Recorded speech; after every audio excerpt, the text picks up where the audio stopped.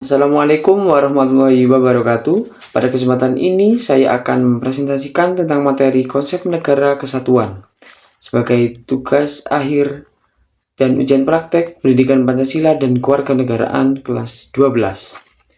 Yang pertama-tama, perkenalkan, nama saya Muhammad Bahrul Ulum, kelas 12 IPS 1, absen 21, SMA Negeri 2 Lumajang. Sebelum pada pembahasan yang saya sampaikan, terdapat sebuah pantun. Embun datang, bunga menguntum, kumbang berduri, hisap melati. Kuucapkan assalamualaikum, moga presentasi ini memberi arti.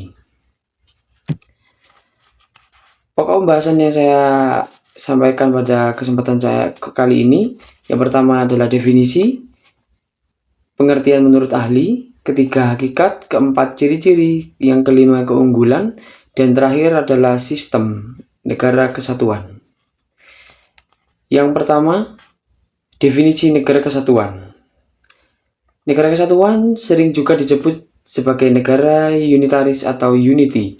Negara kesatuan yaitu negara tunggal atau satu negara yang monosentris berpusat satu, terdiri hanya satu negara, satu pemerintahan, satu kepala negara, satu badan legislatif yang berlaku bagi seluruh wilayah negara.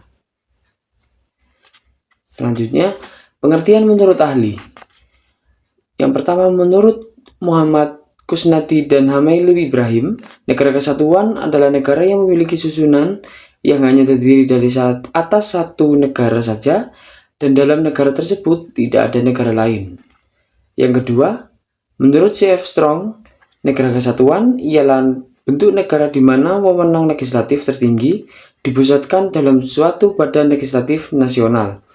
Sementara menurut Abu Daud Busroh, negara kesatuan ialah suatu negara yang tidak tersusun dari beberapa negara melainkan negara bersifat tunggal dan tidak terdapat negara lain dalam suatu negara tersebut. Yang ketiga, hakikat negara kesatuan. Hakikat negara kesatuan yang sesungguhnya adalah kedaulatan yang tidak terbagi-bagi baik keluar maupun ke dalam, dan kekuasaan pemerintah pusat tidak dibatasi. Selanjutnya, ciri-ciri negara kesatuan. Yang pertama, kedaulatan negara mencakup ke dalam dan keluar yang ditangani oleh pemerintah pusat. Selanjutnya, hanya ada satu kebijakan yang menyangkut persoalan politik, ekonomi, sosial, budaya, serta pertahanan dan keamanan. Yang terakhir, negara hanya memiliki satu undang-undang dasar, satu kepala negara, dan satu dewan perwakilan rakyat. Yang kelima, keunggulan negara kesatuan. Yang pertama, negara kesatuan secara struktural lebih sederhana jika dibandingkan dengan bentuk federal. Yang kedua, apabila terdapat kekurangan tenaga ahli dalam bidang pemerintahan, maka kekurangan tenaga ahli dapat disiapkan oleh pemerintah pusat. Yang ketiga, relatif lebih stabil untuk mengurangi kecemburuan pada kemajuan antar daerah, karena bagi daerah yang kurang maju dapat dimintakan anggaran dari pusat dan disubsidi lainnya. Yang keempat, mengurangi timbulnya sikap separatisme karena pemerintahan tetap dikendalikan dari pusat. Yang terakhir, sistem negara kesatuan dibedakan menjadi dua. Yang pertama adalah sentralisasi, di mana semua hal diatur dan diurus oleh pemerintah pusat, sedangkan daerah hanya menjalankan perintah dan peraturan dari pemerintah pusat. Yang kedua, desentralisasi, yang dimana daerah diberi kekuasaan untuk mengatur wilayahnya berupa otonomi. Untuk menampung aspirasi rakyat di daerah terdapat parlemen daerah. Kelebihan dari sentralisasi, yang pertama terdapat keseragaman hukum di seluruh wilayah negara. Pemerintah mengurus langsung semua urusan sampai ke daerah. Yang ketiga, tidak membutuhkan biaya yang besar. Sedangkan kekurangannya, bertumbuhnya pekerjaan pemerintah pusat yang dapat menghambat proses pelaksanaan pembangunan. Yang kedua, rakyat akan bersifat apatis. Yang ketiga, peraturan dibuat pemerintah pusat sering tidak sesuai dengan kebutuhan daerah. Sedangkan kelebihan dari desentralisasi, yang pertama adalah pemerintah daerah dapat membuat peraturan yang sesuai dengan kondisi daerahnya. Yang kedua, karena peraturannya sesuai dengan kondisinya, sehingga rakyat dapat berperan secara aktif dalam bangunan daerahnya.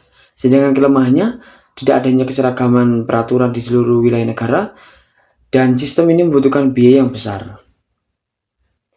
Jadi kesimpulannya, negara kesatuan adalah negara tunggal yang hanya memiliki satu kepala negara, pemerintahan, dan badan legislatif yang berlaku bagi seluruh wilayah negara. Memiliki bentuk struktural yang lebih sederhana daripada negara federal, dan segala sesuatunya diatur oleh pemerintah pusat bagi seluruh penjuru negeri. Waktunya kuis. Terdapat dua babak. Yang babak pertama terdiri dari 5 soal pilihan ganda, dan babak kedua terdiri dari 5 soal uraian. Soal pertama, negara kesatuan juga sering disebut sebagai negara.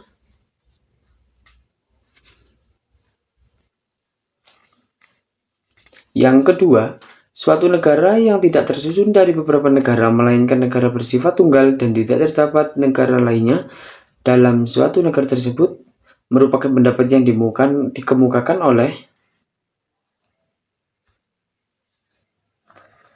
hakikat negara kesatuan yang sesungguhnya adalah kedaulatan yang terbagi-bagi, baik ke dalam maupun keluar, dan kekuasaan pemerintahan pusat dibatasi. Yang keempat, negara hanya memiliki satu undang-undang dasar, satu kepala negara, dan satu dewan perwakilan rakyat, merupakan titik-titik dari negara kesatuan. Yang terakhir, perhatikan pernyataan berikut yang merupakan kelebihan sentralisasi adalah. Kemudian babak kedua, soal uraian. Soal pertama, negara kesatuan yaitu negara tunggal, satu negara yang berpusat satu atau yang disebut dengan negara yang memiliki susunan hanya terdiri dari atas satu negara saja, dan dalam negara tersebut tidak ada negara lain, merupakan pengertian negara kesatuan yang dikemukakan oleh sistem negara kesatuan terbagi menjadi dua, yaitu selanjutnya, mengurangi timbulnya sikap separatisme karena pemerintahan tetap dikendalikan dari pusat, merupakan salah satu titik-titik dari negara kesatuan. Daerah diberi kekuasaan untuk mengatur wilayah sendiri berupa otonomi, sehingga untuk menampung aspirasi rakyat di daerah terdapat parlemen daerah, merupakan pengertian dari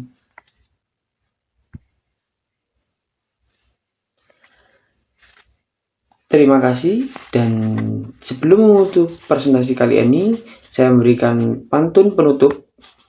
Hari Senin pergi wisata, wisatanya ke Kota Batu. Cukup sekian dari saya. Wassalamualaikum warahmatullahi wabarakatuh.